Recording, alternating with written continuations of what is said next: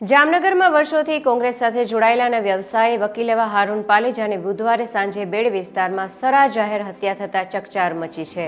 Haroon પાલેજા bed વિસ્તારમાંથી પોતાનું bike લઈ પસાર થઈ રહ્યા હતા ત્યારે જ 10 જેટલા શખ્સોએ તીક્ષ્ણ હથિયારો દ્વારા તૂટી પડ્યા હતા। તેમના ઉપર ગંભીર રીતે ઘવાયેલા નેતાને હોસ્પિટલ ખસેડવામાં આવતા ડોક્ટરે તેમને મૃત જાહેર કર્યા હતા।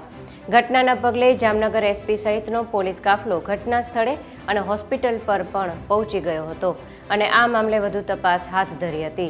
હારૂન પાલેજાની હત્યાના વિરોધમાં જામનગરના વકીલ મંડળ દ્વારા આજે કોર્ટ કામગીરીથી અળગા રહેવાની જાહેરાત કરવામાં આવી હતી।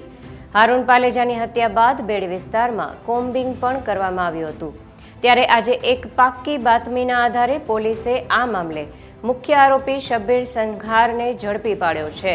શબ્બીર જયપુરથી દુબઈ ભાગવાની ફિરાકમાં હતો અને તેને દુબઈની ટિકિટ પણ બુક કરાવી હતી। તે પહેલા જ જામનગર પોલીસે તેને દબોચી લીધો છે ત્યારે પોલીસે બીજા ફરાર આરોપીઓને ઝડપી પાડવા અનેક જગ્યાએ સર્ચ ઓપરેશન હાથ ધર્યું છે।